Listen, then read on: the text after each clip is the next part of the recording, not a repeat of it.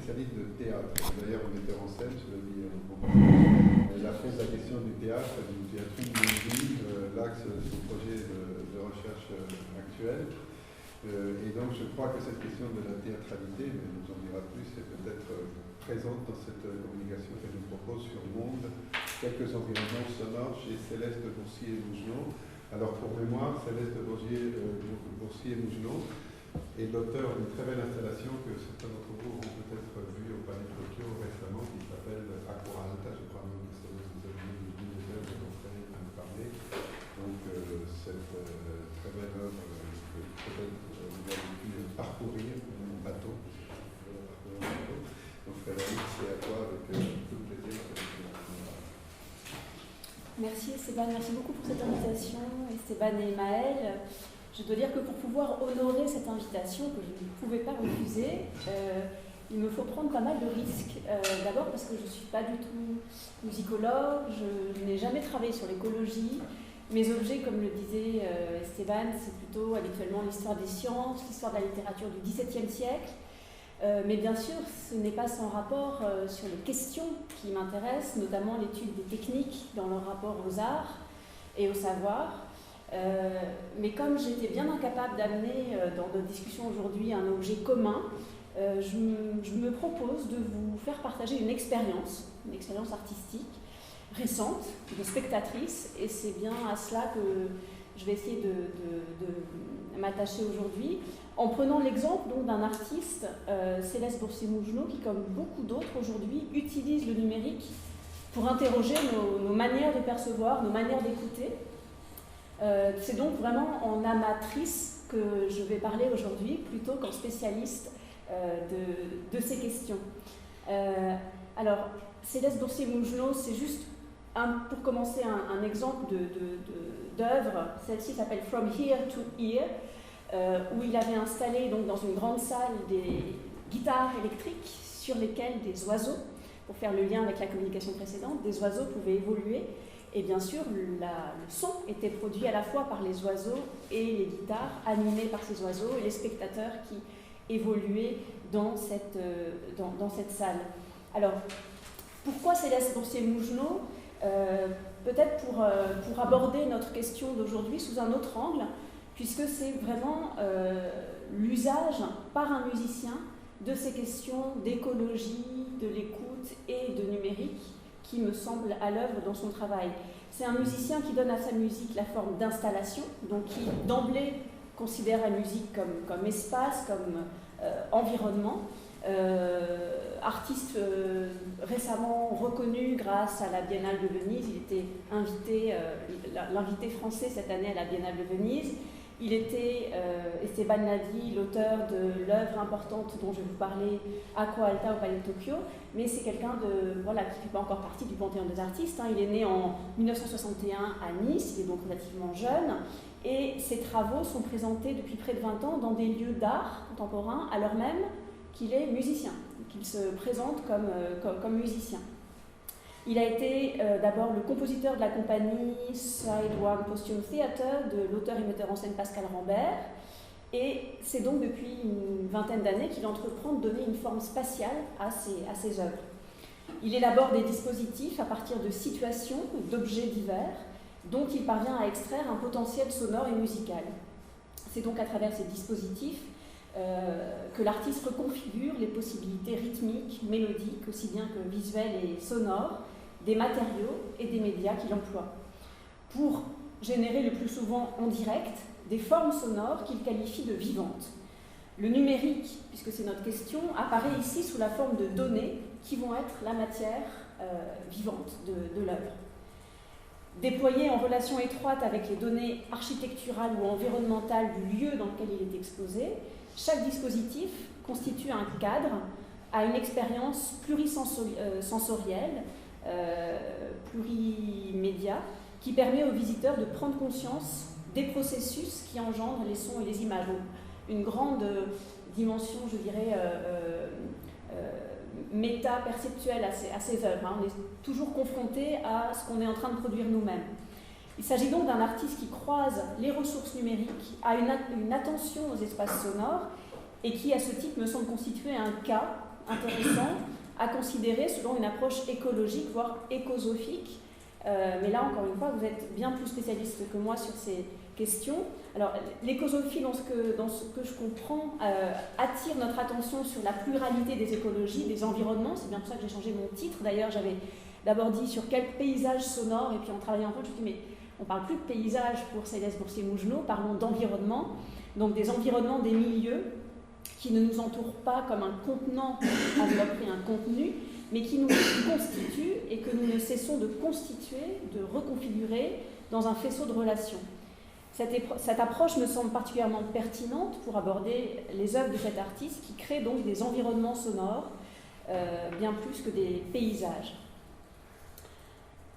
Alors, quel est l'écosystème d'un être humain occidental aujourd'hui ? Anne Sauvagnard le disait ce matin, ce sont nos iPhones, nos écrans. Quel est notre Umwelt, le monde dans lequel on se meut, l'univers que l'on habite, tous ces objets connectés par lesquels nous émettons nous-mêmes constamment des données, des images. Eh bien, Céleste Boursier-Mougenot, comme beaucoup d'artistes, prend acte de cet habitat numérique qui est le nôtre et nous rend sensibles par une série de minuscules déplacements à l'étrangeté de ce monde.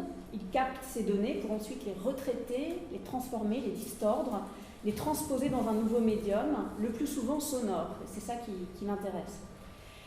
Donc, une question au point de départ de cette visite à laquelle je vous convie, une question: comment l'artiste utilise certains éléments caractéristiques du numérique, la numérisation, le traitement des données, la géolocalisation aussi, on va le voir, c'est-à-dire qu'il filme et enregistre les spectateurs à leur insu, pour produire paradoxalement un espace de perception aiguisée. Donc, comment s'y prend-il ? Eh bien, entrons dans Aqua Alta. On entre, l'eau est partout, l'eau a envahi le palais de Tokyo. Il y a longtemps que Céleste Boursier-Mougenot joue avec les éléments et les êtres de la nature, les déplace à l'intérieur de lieux d'exposition, les oiseaux, vous l'avez vu, des pierres aussi, du vent. Il s'empare cette fois du plus insaisissable, l'eau, et prenant au sérieux l'invitation qui lui a été faite d'occuper le palais de Tokyo, donc un espace immense, il l'inonde. Aqua Alta, où le palais de Tokyo transformé en lac, en immense réservoir, en palais vénitien. Un palais où l'eau serait à l'intérieur, permettant de parcourir en barque une Venise mentale, souterraine. Une œuvre multiple, donc, dont on découvre progressivement le fonctionnement et dont on ne perçoit d'abord pas le dispositif général. Mais ce qu'on perçoit, c'est donc une étendue d'eau immense, des barques par lesquelles on va pouvoir se déplacer. Ensuite, des images projetées sur les murs, dont on ne comprend pas immédiatement d'ailleurs d'où elles viennent. Ces images projetées sont en fait les images des visiteurs transformés, j'y reviendrai. Il s'agit d'une œuvre précédente de l'artiste qu'il avait intitulée Zombie Drone et qui donne à voir en noir et blanc les seules parties en mouvement des images. Donc ce mouvement est dû à la trajectoire des visiteurs empruntant le parc, dans notre cas. Et voilà un spectateur qui se trouve devant une image lacunaire dont la codification lui échappe avant de comprendre qu'il est lui-même acteur et moteur de l'exposition. Troisième élément de l'exposition, sonore, un bourdonnement continu qui traverse l'exposition, un drone, au sens strict musical du terme, qui constitue la traduction sonore de ce flux d'images captées et retranscrits par l'artiste. L'entrée est un seuil, un sas, et au-delà, lorsqu'on entre dans cette zone, c'est un autre monde qui répond à des règles spatio-temporelles nouvelles, suivant une série de petits déplacements perceptifs. Donc le visiteur ne marche plus, il flotte, il ne déambule plus, il vogue, il ne progresse plus grâce à ses jambes, mais grâce à ses bras, en ramant. Visiter une exposition, parcourir une œuvre, s'apparente désormais à flotter, naviguer dans un lieu au contour flou. Chez Céleste Boursier-Mougenot, les objets dérivent bien souvent au gré du souffle d'un ventilateur. Ça, c'était dans Transcom 1 en 2010, des ballons d'hélium avec des petites caméras qui également avaient des mouvements qui dépendaient du ventilateur à l'intérieur de l'exposition, qui dépendent aussi du vent. Ça, c'était les pianos de Off-Road, présentés aux abattoirs de Toulouse en 2014, des pianos qui bougeaient en fonction de ce qui ressentait, des capteurs de vent à l'extérieur de l'exposition, donc les pianos qui deviennent bien sûr ici des objets animés, ou bien comme dans les bols en porcelaine blanche de Klinamen, qui eux sont agités par l'eau et qui produisent également du son. L'eau donc ici déjà présente et active dans l'espace du musée, mais de Klinamen à Aqua Alta, on change d'échelle, puisque là les petits bols de porcelaine blanche, c'est nous, si j'ose dire, qui s'entrechoquent, non plus observateurs mais observés par, je reviens en arrière, les immenses visages projetés sur les murs. Cette capacité à faire entrer les éléments dans un lieu clos est l'une des caractéristiques et des forces du théâtre selon Jean-Louis Rivière, et c'est l'une des choses qui m'intéresse dans le travail de Céleste Boursier-Mongenod. Je cite Jean-Louis Rivière, « à la lettre une folie, confondre l'intérieur et l'extérieur, ou en abolir la distinction indispensable dans la vie courante. S'il pleut ou s'il neige à l'intérieur, c'est que dans la boîte où je suis enfermée temporairement, le monde peut pénétrer. » Et il n'est pas anodin, il me semble, de rappeler que Céleste Boursier-Mongenod vient du théâtre et qu'il avait, dans l'une de ses premières installations avec Pascal Rambert, fait inonder le plateau de théâtre de 8 tonnes d'orge. C'est un petit excursus sur notre question, mais voilà, une des choses qui m'intéresse, la folie d'un lieu fermé mais perméable au monde, en tout cas qui dit bien l'extraordinaire artificialité de cette œuvre, Aqua Alta.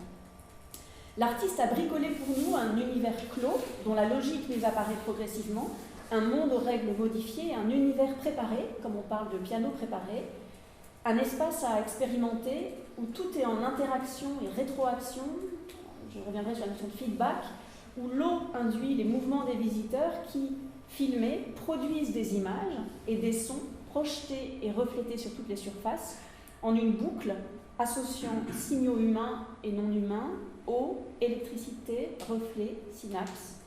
Suivant un processus circulaire de feedback et de transcodage, les données enregistrées passent par les caméras avant d'être traitées numériquement et rediffusées sous forme d'images et de sons. D'une surface à l'autre, d'un médium à l'autre, les images sont transformées, retardées en une série de traductions et de signaux.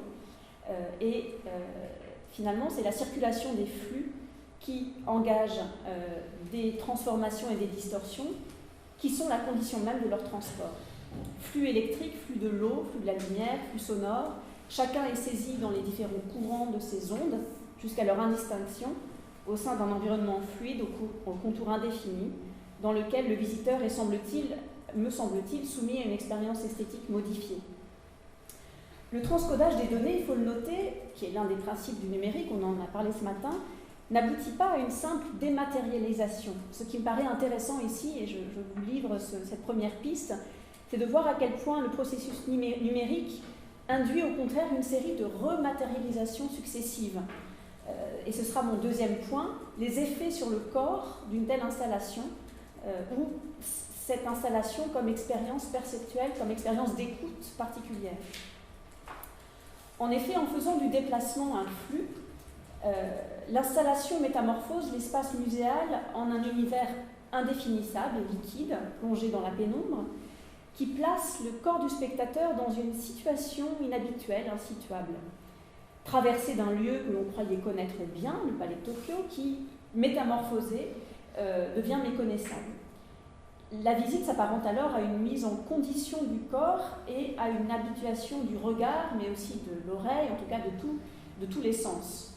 Traversée qui nous mène finalement jusqu'à une île, lieu paradigmatique de l'observation et de la contemplation, lieu où l'on échoue après un voyage, initiatique peut-être, du moins transformateur de la perception. J'arrive à cette île, l'île sur laquelle on accoste après une traversée vers l'intérieur plutôt que vers le large, et là je pense à la gravure de ce matin sur Beethoven et les gens et ses auditeurs, c'est vraiment l'idée d'une attention intérieure à l'écoute.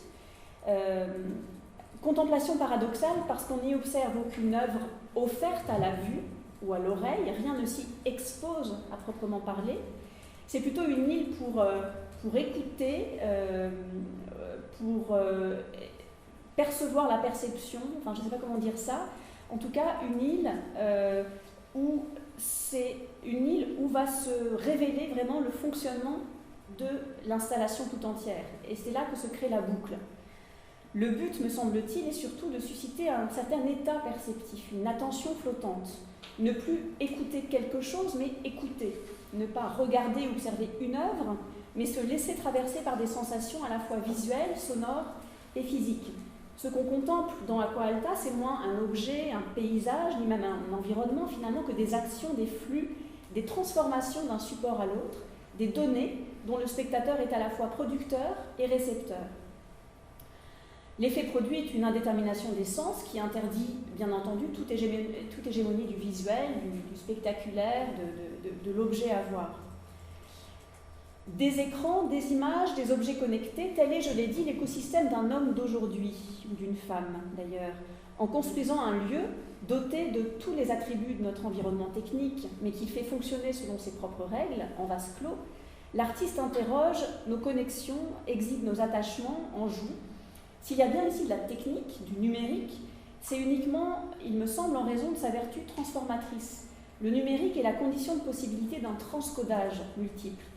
Dans cet univers parallèle qui prend la distorsion pour principe, on capte votre image pour la donner à entendre. S'il s'agit bien d'une forme de surveillance et de géolocalisation, les données restent irréductibles à toute récupération politique ou sécuritaire et composent bien plutôt une géographie poétique. Donc, en nous plaçant au cœur d'un dispositif optique, sensoriel, multiple, l'installation reconfigure profondément le regard, mais surtout le corps du spectateur, je le disais. Dès lors, chacun peut dériver, se laisser aller à un canotage paradoxal sur cette étendue noire, lisse, réfléchissante. Eau noire, comme on dit, miroir noir. Au XVIIe siècle, je reviens à mes références, Claude Le Lorrain et les peintres paysagistes après lui utilisaient un miroir noir pour cadrer et capter la scène à peindre en faisant abstraction de ce qui l'entoure. On retrouve dans Aqua Alta le souci de concentrer le regard sur certains aspects seulement, de trier. Je vais revenir sur le statut de ces images un petit peu fantomatiques. Trier dans la masse des stimuli, matérialiser le rêve d'un instrument optique capable de vous donner une autre image de vous-même. L'homme qui regarde la montagne dans le fameux tableau de Caspar David Friedrich, que fait-il? Il se perd littéralement dans le paysage, il ne fait plus qu'un avec lui, il semble flotter. L'œuvre de Céleste Bossier-Mougenot, en tout cas telle que je l'ai ressentie, littéralise cette sensation, le flottement comme manifestation physique de la contemplation. Mais ici, le paysage, ce point de vue humain sur la nature, s'abolit dans l'expérience immersive d'un élément naturel déplacé dans un lieu clos, car la nature n'est plus ce paysage dans lequel on s'absorbe, elle n'est pas davantage un décor immobile et fixe devant lequel les humains interprètent le drame de leur existence. Ce qui m'intéresse dans ce type d'installation, c'est que la place du spectateur, saisi, fasciné ou absorbé, a changé, car cette place postulait un monde objectif et un point de vue stable. L'œuvre de Céleste Bossier-Mougenot est l'une de celles qui capte cette transformation de l'espace que nous habitons, à la place de la nature comme espace infini, muet, inerte, support de déploiement d'idéo-esthétique. Il construit un environnement labile, instable et changeant, permettant d'expérimenter les liens d'interdépendance entre l'humain, la technique et les êtres naturels, rejoignant ainsi les principes de l'écosophie de Guattari plutôt que le courant écosophique de Arne Naess qui excluait le technique, comme vous savez. Que peut-on capter du monde? Comment représenter au sens de rendre présent ce qui nous échappe dans le déroulement normal des événements? Aqua Alta intègre l'individu dans un cycle perceptif qui rend visible le fait même de voir. Et j'en arrive au fonctionnement précis de ce dispositif. On observe l'observation, on perçoit la perception car le miroir est imparfait. Un léger décalage temporel vient perturber la réflexivité vertigineuse du dispositif. C'est par ce léger biais, ce petit effet retard, qu'on peut s'observer soi-même en train d'observer. Par une anamorphose temporelle plutôt que spatiale, Céleste Bossier-Mougenot élabore un système qui permet de se voir sans se regarder, de s'observer en train d'agir, sans sombrer dans la contemplation narcissique. Décalage temporel pour mieux se représenter, donc se rendre présent à soi-même. L'image son dans lequel on baigne, puisque tout cela est volontairement mêlé, est en effet le souvenir du temps qui vient juste de s'écouler, puisque toutes ces images projetées le sont avec un effet retard. Et par ailleurs, tout cela, tout ce qui nous paraît d'un point de vue visuel, est seulement le mouvement. Autrement dit, tout ce qui vient, toute la projection est désynchronisée. Hein, et c'est là, encore une fois, un usage assez intéressant de toutes ces technologies qui nous entourent. Céleste Boursier-Mougenot propose une écriture du monde en train de bouger, en train de se faire, avec le léger décalage temporel propre à l'inscription. Le monde est en train de se former, de se déformer sous nos yeux, sous vos yeux. Regardez, c'est vous qui en êtes les auteurs, semble nous dire l'installation. Loin de la fixité du paysage romantique immuable, c'est désormais le mouvement qui apparaît comme constitutif de la perception cognitive. Le dispositif, je l'ai dit, ne conserve des corps que leur déplacement, n'est visible que ce qui bouge. Aussi, l'œuvre n'existe-t-elle pas en dehors de son spectateur, elle n'advient qu'activée par lui. Dans ce petit théâtre de l'agentivité, si vous me passez l'anglicisme, rien n'existe donc que ce qui bouge. Ce qui signifie que lorsqu'on arrive sur cette île, lorsque le contemplateur a achevé sa traversée, il assiste à sa propre disparition. Il ne se voit plus puisqu'il ne bouge plus. Et je ferai une dernière référence au XVIIe siècle, puisque en lisant un bel article diversant de notre collègue au CRAL à propos d'Alberti, il m'a semblé retrouver un dispositif très proche de ce qu'Iversant analyse à propos de la camera obscura. Il dit à propos d'Alberti, « La projection inversée est trouble sur le paroi d'une chambre noire, d'une image non construite, apparaît comme démesurée. L'image qui naît de ce procédé requiert l'obscurité, je le cite toujours, car dans l'obscurité de l'obscura, dans cette chambre coupée du réel où la lumière ne peut entrer que par un trou, ne se voit que des simulacres. D'objet technique, elle se fait appareil d'occultation, plongeant le sujet dans les ténèbres et lui montrant des fantômes. » Analyse qu'on pourrait aisément reconduire pour Aqua Alta, puisque ces images sont démesurées, en effet, lorsqu'elles sont projetées sur les murs, elles sont non construites, elles apparaissent surtout au gré des mouvements captés, aussi labiles que ceux de l'eau. Objet technique, sans doute, qui utilise plusieurs dispositifs superposés, mis au point par l'artiste, mais instrument optique paradoxal, surtout, qui voile pour mieux montrer l'envers du monde et faire apparaître des fantômes. La technique ici est inscrite dans un flux élémentaire et sonore qui nous affranchit des limitations perceptives communes pour nous conduire sur cette île où ne demeure que la sensation. En tout cas, si l'œuvre marche, si l'œuvre fonctionne sur le spectateur. Et j'en arrive à mon dernier point sur vraiment une tentative en tout cas pour penser le lien entre ces technologies et l'environnement. Parce qu'il donne à voir la rétroaction, le feedback, les systèmes de Céleste Boursier-Mougenot posent la question de l'interaction, voire de l'interdépendance entre des dispositifs techniques, des éléments naturels et des humains. Le lieu transformé de l'exposition devient ainsi l'amalgame d'acteurs naturels, techniques, humains qu'il reconfigure, et on reconnaît là, me semble-t-il, le mécanisme de la technogénèse, comme le décrivent par exemple Mark Hansen ou Catherine Hayes, qui rappelle que la pensée et l'activité humaine se sont développées en rapport avec les outils et les technologies qui nous relient à notre environnement. Comme le système Terre, dont les géophysiciens étudient les boucles de rétroaction, Aqua Alta donne à voir et modélise ces boucles, dont nous ne sommes qu'un élément au sein d'un système organique à la fois naturel et technique. Chaque élément d'installation est acteur, ou plutôt actant, d'un monde où se trouvent ainsi redistribuées les puissances d'agir.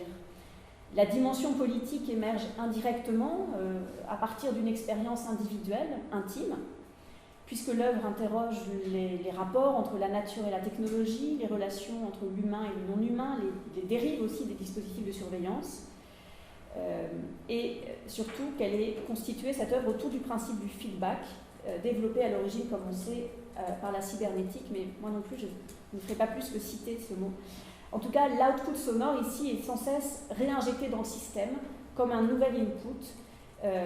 Et c'est dans ce sens peut-être que ce sont moins des compositions réellement musicales que des systèmes ou des environnements qui sont constitués.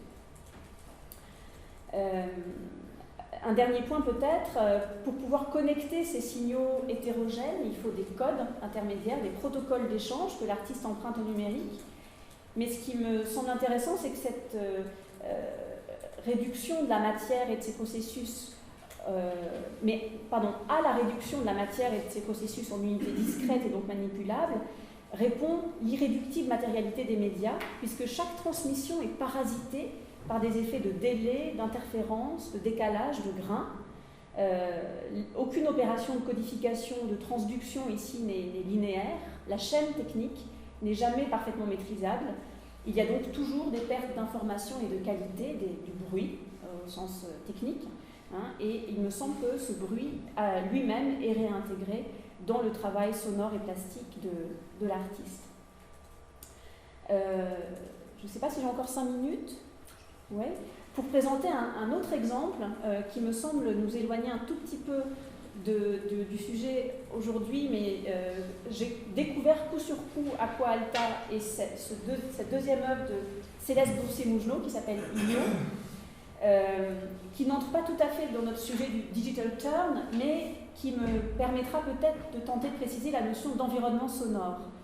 Donc Io, qui était donc présenté cet été à Arles, dans l'extraordinaire nécropole de l'église Saint-Honorat des Alicants à Arles, est une œuvre qui utilise un dispositif technique très simple, qui était de faire entendre les émissions de Jupiter et ses interactions avec l'un de ses satellites, la Lune Io.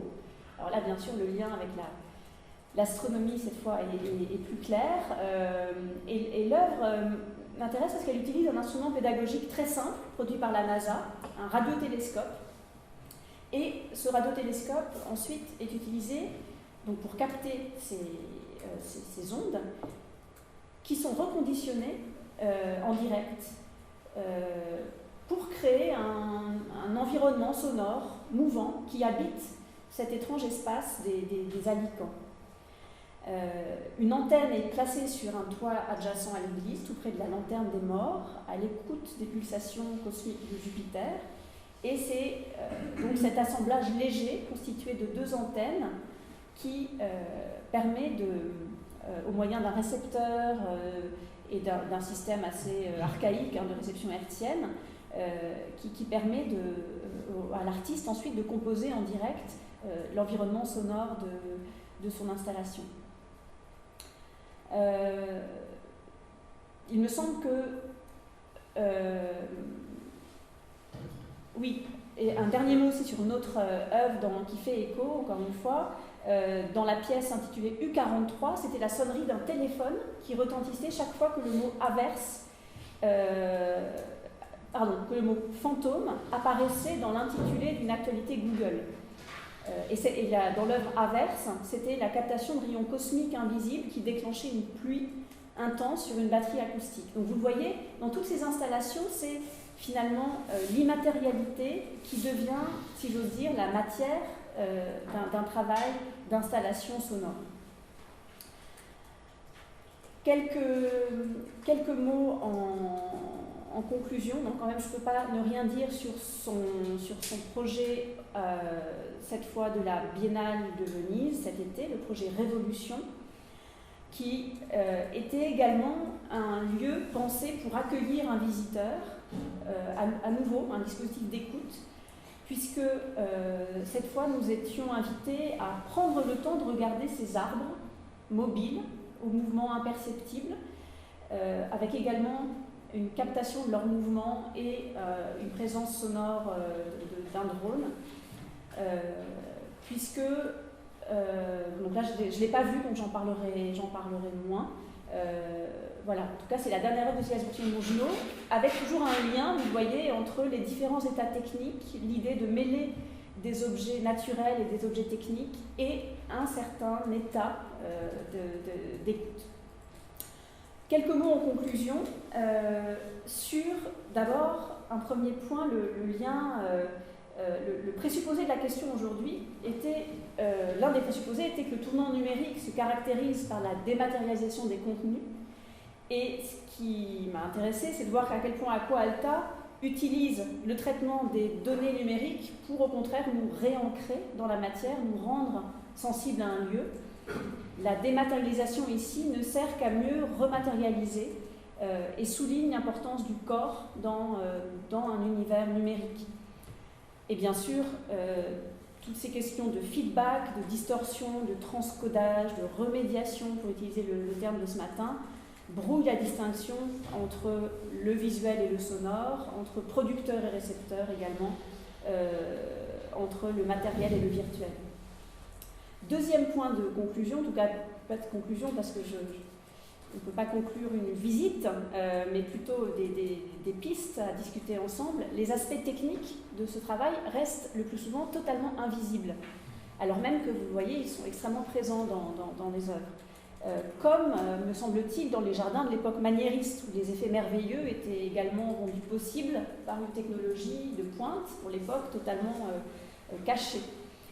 En tout cas, les différents dispositifs dont j'ai parlé utilisent les moyens du numérique pour créer des conditions de perception et d'écoute renouvelées par leur caractère d'environnement ou de lieu dans lesquels on entre, on se tient et on peut circuler. L'œuvre est une invitation à être là, à se déplacer. Elle contribue à créer les conditions d'une certaine détente, d'une certaine écologie de l'écoute et d'attention, pour reprendre les termes de Yves Citon.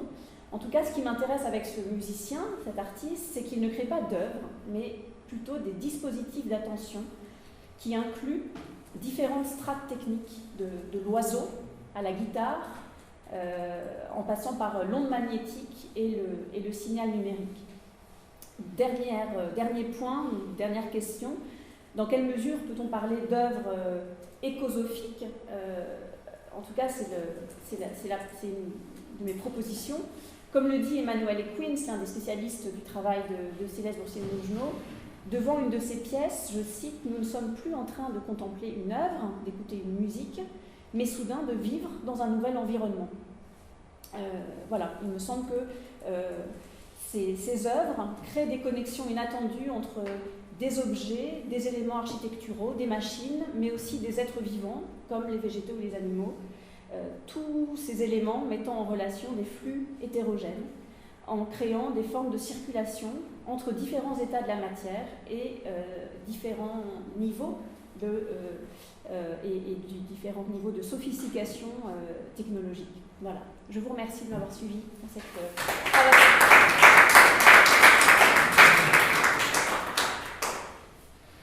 Merci beaucoup Fred pour cette communication qui nous met face à des propositions très concrètes de transcodage. Là, tout à l'heure, on en parlait comme une virtualité. Voici une œuvre qui fait de cela la matière même de l'œuvre ou de la non-œuvre d'ailleurs, puisque tu as proposé de ne pas prendre ça comme des œuvres, mais plutôt comme des dispositifs d'attention qui doivent interroger si la notion d'œuvre écosophique s'appliquerait ou pas. Alors, moi, j'ai plusieurs questions, mais je ne veux pas envoyer les appels. Moi, j'en ai c'est plus une remarque, mais ce que je trouve vraiment intéressant, c'est que les dispositifs techniques que tu décris, qu'ils soient du coup numériques ou pas, c'est ma petite question sur Jupiter. Est-ce que c'était numérique? La guitare, pas du tout. Non, Jupiter. Ah, Jupiter? Non, je pense pas, c'est des ondes magnétiques. C'est pas ça. Je me disais que ça devait être numérique, mais... Après, je crois que le moment où ça devient de la musique, effectivement, il est obligé de transcoder, donc il est obligé de les traiter en numérique. Mais du coup, parce que ce qui me frappe et ce qui m'avait pas du tout frappé, c'est que ça met, en fait, c'est des techniques qui ont fait le transcodage, mettent en communication des échelles, en fait, aussi différentes. Qui du coup, dans cette idée d'une individuation qui est mise en compatibilité d'échelles hétérogènes, je trouve que c'est vraiment flagrant dans ce travail-là.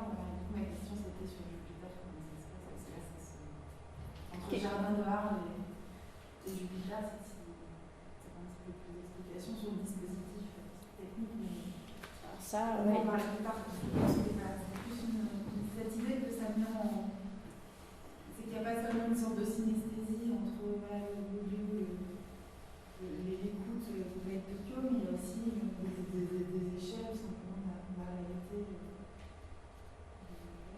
de la Lune.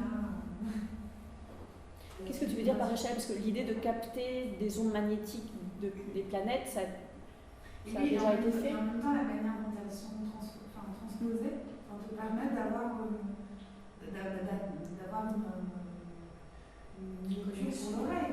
Oui. Du coup, il y a une mise en compatibilité quand même de quelque chose. C'est-à-dire que c'est pas seulement ce dont on parlait, tu vois, une lunette qui me permet de voir pareillement, de croire voir pareillement la chose de plus loin, mais c'est une convertibilité entre des choses qui au départ ne pouvaient pas être entendues. Enfin, je ne pourrais pas entendre vraiment les relations entre Jupiter et Io, même si j'étais sur Jupiter. Tu vois, tout à fait. Mais c'est là qu'il y a vraiment une proposition d'artiste. C'est-à-dire que j'en parlais un peu avec lui parce que j'étais assez fascinée par cette idée de brusquement qu'il réalisait un vieux rêve. En fait, on en parlait ce midi, d'écouter la musique des sphères. Enfin, donc je voulais en savoir un peu plus.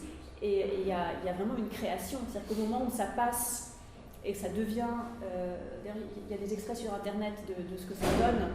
C'est assez beau, c'est des espèces de clusters en fait, musicaux. Là, il y a une invention. C'est-à-dire que le transcodage ne suffit pas. Il faut en plus, effectivement, qu'il ait une proposition, comme tu dis, pour s'adapter à notre oreille. Pour le dire autrement, j'étais un petit peu déçue de voir qu'il ne nous faisait pas entendre directement, en fait. Et en même temps, c'est pas ça qui est intéressant, c'est vraiment les images de nanotechnologie. En fait, tu vois quelque chose que tu vois pas juste en plus grand, tu vois quelque chose qui n'existe pas. C'est ça.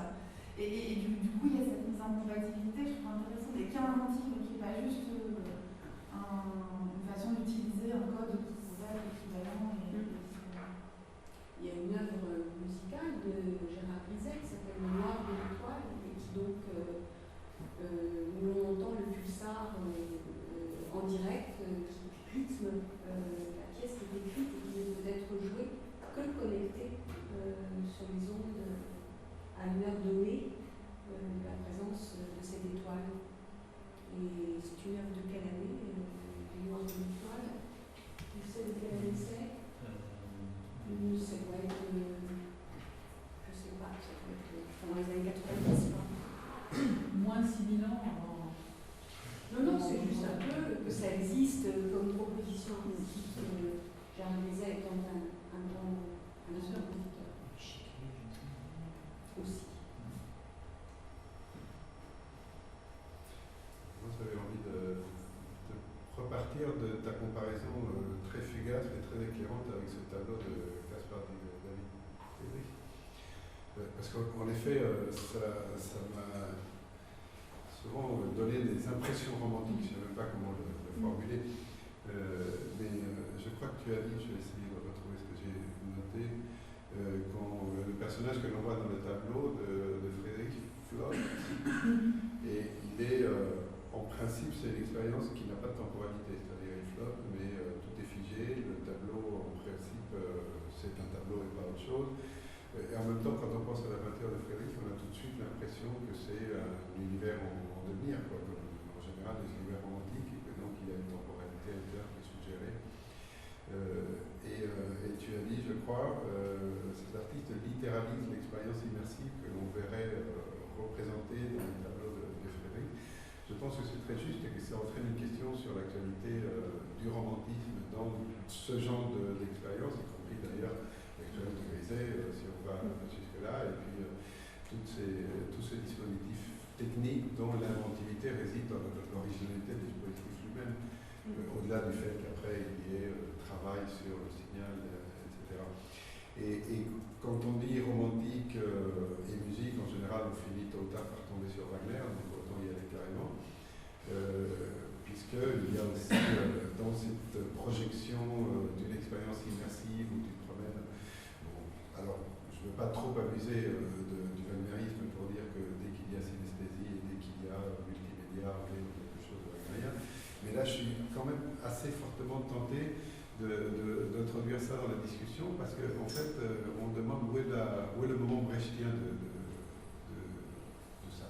Disons, si on pense la monstration des dispositifs comme ce qui défait l'utopie wagnérienne, alors tu as dit, et tu l'as dit en le regrettant, il m'a semblé, on n'a pas de prise visuelle sur comment fonctionne par exemple le transcodage. On ne sait pas, on le sait, on le lit dans les notes qu'on te distribue en arrivant, qu'il y a bien cette mise en équivalence des images visuelles captées avec ces signaux sonores qui vont être comme la musique de fond. Mais tu n'as pas accès à ça en tant qu'une partie de l'installation, tu as ça parce que tu prends la peine de te renseigner. Et de ce point de vue, le moment brechtien ou le moment de déconstruction du dispositif devient par l'abord parce que dans les dispositifs muséaux d'aujourd'hui, tu ne peux pas te promener dans quelque installation que ce soit sans au moins avoir à disposition la béquille qui t'explique de quoi il retourne, de comment ça a été fait. Donc, est-ce que l'on peut regretter qu'il n'y ait pas ce moment brechtien dans les dispositifs ou est-ce qu'on s'en fiche et puis finalement il y a une telle euphorie de parcourir. Moi j'ai vu à Pointa et je l'ai vu d'ailleurs avec ma fille qui a 6 ans qui était complètement là, heureuse. Enfin, c'est vraiment une des images comme ça que j'ai le plus retenues, c'était le bonheur de ce jeu qui lui était proposé et que j'ai moi-même retenu comme l'élément principal de cette immersion, quitte après me demander en effet si le transcodage, la transposition qui permet d'établir cette équivalence qui fait qu'elle est tellement pertinente pour notre affaire, elle n'était pas ancrée dans une conception romantique. Je ne dis pas que pour autant ça n'a pas d'intérêt, même si c'est suspect ou quoi que ce soit, mais enfin, c'est comme une sorte de généalogie que j'esquisse. Et aussi un autre élément, et là pour le coup j'aurais quand même une touche critique dans mon propos, que le transcodage en tant que tel, dans le cadre de ce que l'on entend, est remarquablement statique. Tu l'as dit toi-même, c'est une sorte de bourdonnement qui t'accompagne. On n'a pas l'impression qu'il y ait là l'équivalent perceptuel du dynamisme des figures. Ce qui n'était pas le cas à Arles. Je suis d'accord avec toi. Ouais. Mais tu as beaucoup insisté sur le fait que sur l'écart entre le moment de captation et de projection, dans la possibilité de saisir cet écart, il va de beaucoup d'éviter comme une sorte de naufrage narcissique, tu as dit des choses comme ça. Donc là, tu mets l'accent vraiment sur une prise de distance qui est essentielle. Quand on passe du visuel, de ce qu'on voit, à de ce qu'on entend, de ce point de vue, c'était mon point de déception, si on veut, par rapport à ça, parce que ce qu'on a, c'est une sorte de bourdonnement plutôt informe, agréable, je dois dire, et ça fait partie de ces plaisirs synesthésiques quelque part de l'environnement, mais qui justement ne saisit pas ce dynamisme temporel. Alors que la musique, si je reviens à mon point de départ wagnérien, surtout la musique wagnérienne, elle est, par excellence, quelque part, l'intégration de ces dimensions dynamiques dans l'ensemble de la texture perceptive de l'œuvre. Déjà, je ne sais pas si tu partages l'expérience, enfin la description de l'expérience que je fais. Moi, je suis tout à fait d'accord, et pour moi c'était un petit peu la frustration d'ailleurs que finalement ces installations et il le dit d'ailleurs, les discours autour de l'artiste sont très importants quand on est dans l'art contemporain, et dans tous ces discours il y a toujours l'idée que c'est bien un musicien qui fait cette œuvre, enfin, cette idée-là est vraiment mise en avant, et quand on voit ce qui reste de musical ou de sonore, c'est vrai qu'on reste un petit peu sur sa fin finalement, ça reste plutôt des... Je peux juste sauter dans la discussion, parce que est-ce qu'on n'entend pas le bruit des rames? C'est ça, c'est juste. Oui. Donc, je veux dire, alors Oui, on entend quelque chose exactement comme on fait là, mais est-ce que... alors, je pense qu'il faut sortir, petite critique, complètement du rapport spectateur. Je veux dire, on n'est pas... Parce que les humains sont intégrés dans cette pièce, ils sont absolument pas spectateurs de rien, ils sont acteurs. Oui, mais complètement. Ouais. Et donc, pas spectateurs. Et puis, et donc, est-ce qu'ils ne sont pas en train de, tu vois, produire du son? Ah si, oui, non, mais tu as tout à fait raison. Enfin, il y a cet élément-là qui est un autre élément motivique, on va dire, dans les termes musicaux. Bon, le clapotis des rames, ça fait partie de l'œuvre. Et est-ce qu'il parle? Oui, en fait, il parle beaucoup. En fait, par rapport à ce que je vous dis et montre, la réalité, quand même, il faut le dire, de l'expérience est un petit peu différente, parce que, en tout cas, moi, j'y suis allée le jour de l'ouverture, il y avait énormément de bruit, de gens qui riaient, parce qu'il y a un aspect très très ludique. De se retrouver dans une expo, sur des barques, les gens ont peur de tomber, voilà. Et finalement, il y aurait quelque chose à faire sur qu'est-ce qu'on entend, pas du tout quelque chose de sombre.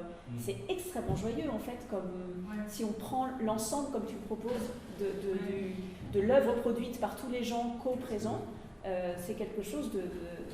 Mais du coup, par rapport à ça, le dispositif technologique de transcodage, etc., il est... parce secondaire, mais enfin, il faut les deux pour que tu aies l'impression que c'est dynamique. En tout cas, ce qu'il produit d'un point de vue sonore n'est pas suffisant, ou n'est pas complètement à la hauteur, beaucoup de gens l'ont dit, de tout ce qui est en jeu là. C'est-à-dire que dans ces cas-là, Et lui-même, qu'est-ce qu'il en dit? Parce qu'il continue à se dire musicien, alors comment est-ce qu'il pense ça? Je ne l'ai pas interrogé sur après à quoi elle t'a.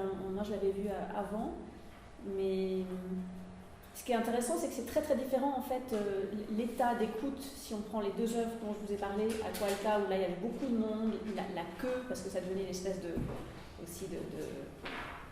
comment dire, de fête un peu à Paris cet été, de pouvoir aller dans cet endroit avec de l'eau. Par rapport à Arles, où il y a 3 visiteurs par heure, et cette espèce de musique céleste qui nous entoure dans une église, évidemment, c'est pas la même, on n'est pas dans le même état d'écoute. Mais ce qui est intéressant, c'est qu'en fait, il parle plus tellement de musique céleste quand on l'écoute parler. Il parle surtout de. C'est drôle, rien ne t'attrape. Il ne parle plus tellement de musique céleste. Musique céleste. Oui, c'est vrai. Mais il a choisi son propre prénom, d'ailleurs. C'est marrant. Ouais. Il parle surtout en fait, de technique et de la difficulté à tenir ses œuvres sur la durée, parce qu'elles sont en fait assez complexes. Et quand on l'entend, moi je l'avais un petit peu interviewé il avait 3 œuvres en même temps dans 3 lieux très différents. Il était simplement débordé, parce que c'est quelqu'un en fait de très artisanal dans son rapport au numérique, et il a besoin de les tenir, enfin de les vérifier tout le temps, et en fait il était débordé parce que brusquement il avait affaire à des œuvres trop grosses, enfin Tokyo, Venise, donc c'était surtout de ça dont il parlait, de la peur qu'en fait ça ne tienne plus comme dispositif technique. Du coup, je crois que c'est aussi un des grands intérêts de ta proposition, c'est de redonner ce paysage sonore. Et tu parlais d'environnement au milieu. On n'est pas loin je crois, de ce que Google propose pour des tasquets. On est vraiment plongé dans des activités auxquelles on participe. Tu parlais de théâtre de la gentilité, enfin, ça me semble. C'est là où cette notion de paysage, je crois qu'elle n'est pas tenable, et surtout pas sonore. Oui, on est d'accord, on est complètement dedans et participant au même titre que tous les actants ou acteurs mis en branle dans ces dispositifs, tout à fait. Moi, je serais partisan, il me semble, de situer quelque chose de l'écologie de l'écoute dans une attraction vers le sens, le signe, l'émergence de signes temporels quand même, pour eux-mêmes, c'est-à-dire ce qu'on n'entendrait pas, ils ne verraient pas, parce que je pense qu'on peut très bien l'associer, sinon, s'il n'y avait pas les conditions pour que cela se produise, les conditions de production d'un moment, d'un temps sensible, et ça me semble relever créer un milieu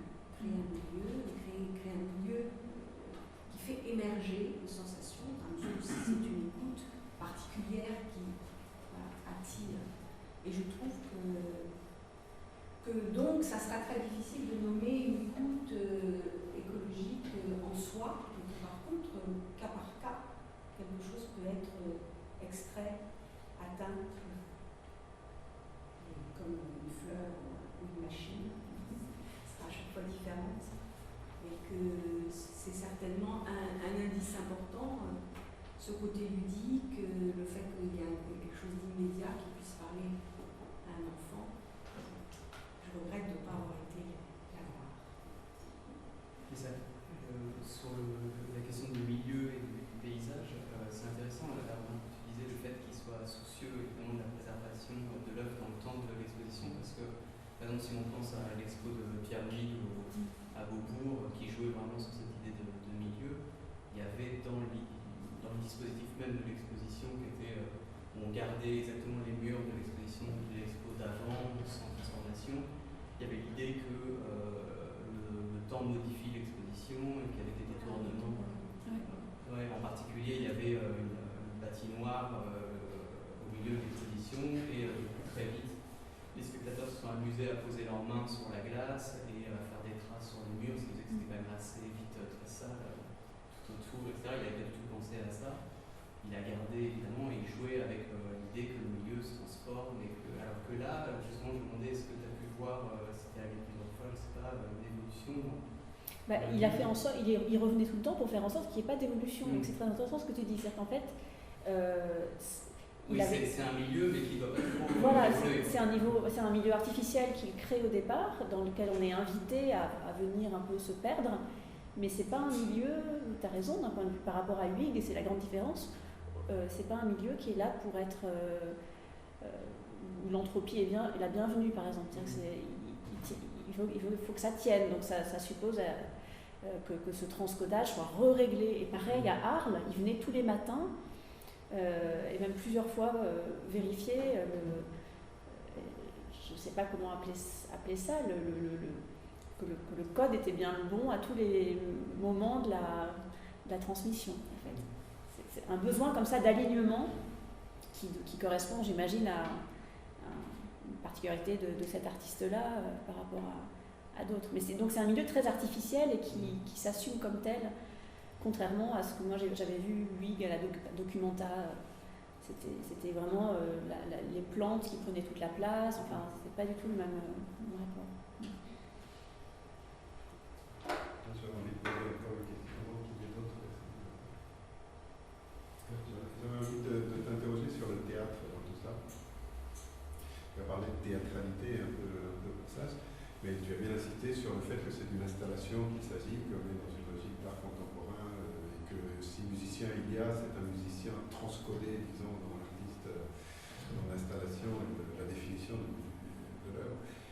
Alors, ma question, ça serait est-ce que le paradigme du théâtre apporte quelque chose que tu pourrais toi mobiliser pour ce paradigme?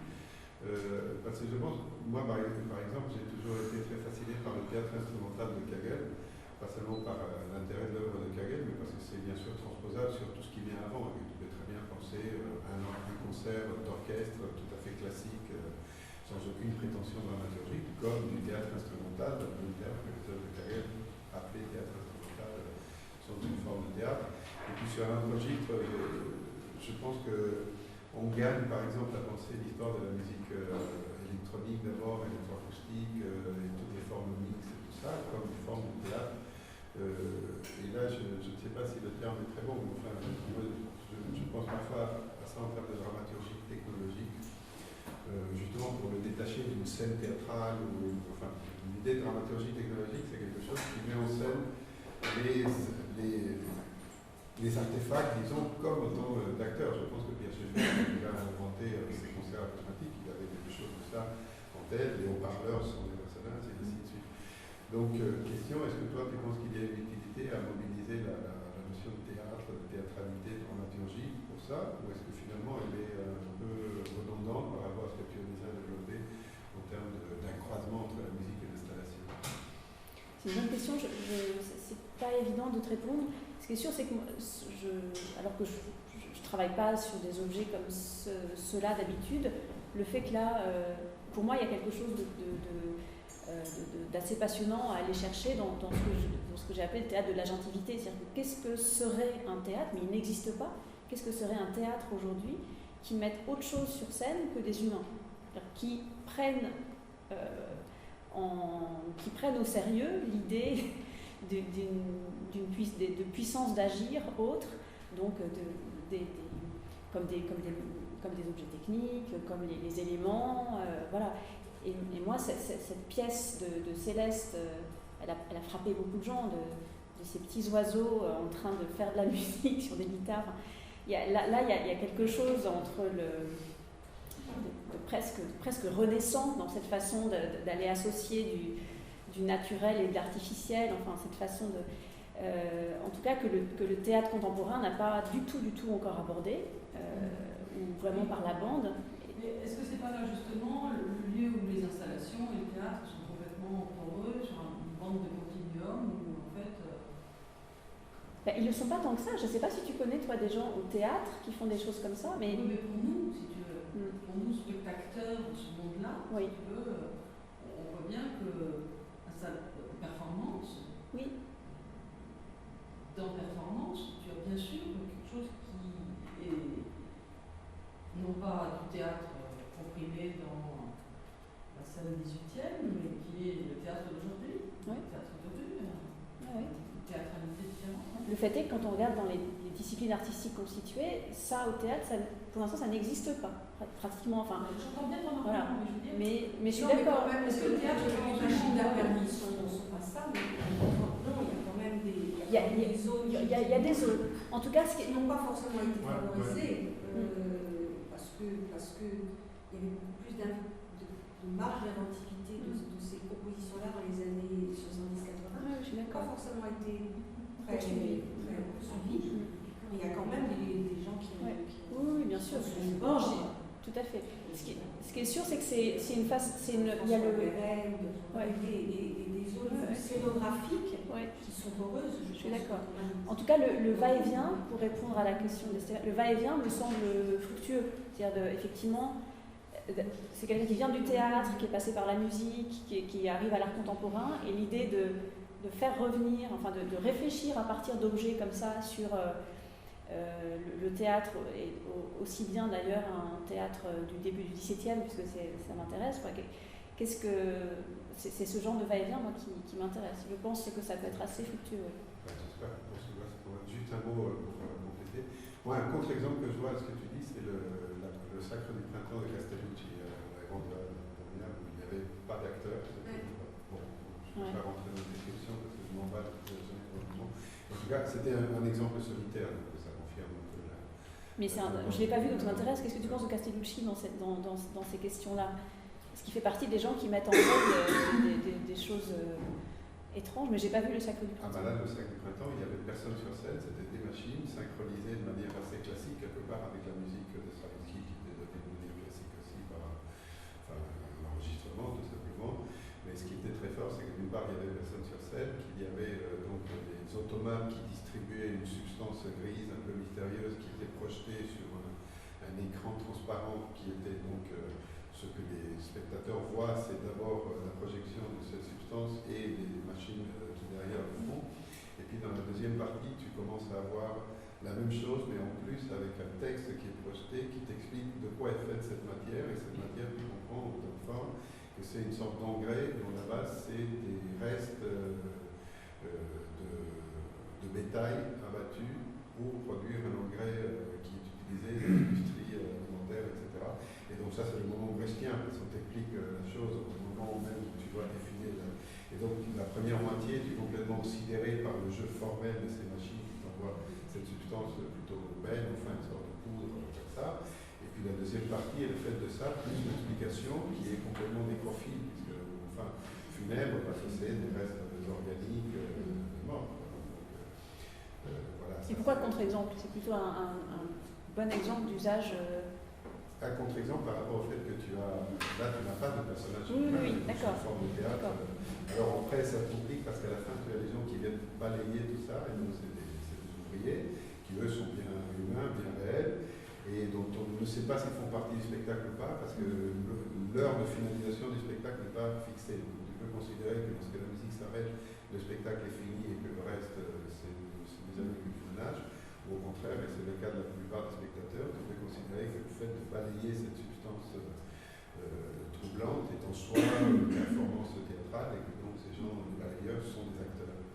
Mais Castellucci est l'un de ceux qui fait le lien très bien entre l'art contemporain et les performances, le théâtre. Absolument. Oui, mais, donc, mais pour le son, je dois dire que c'est pas forcément extrêmement convaincant de diffuser sur 2 haut-parleurs frontaux une œuvre orchestrale.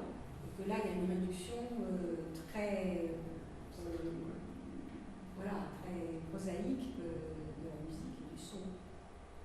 Bien que la scénographie. Non, je l'admets ça. Enfin, moi, je l'ai senti. Vous étiez. Oui. Et je sens d'une façon générale que Castellucci n'a pas une démarche sonore trop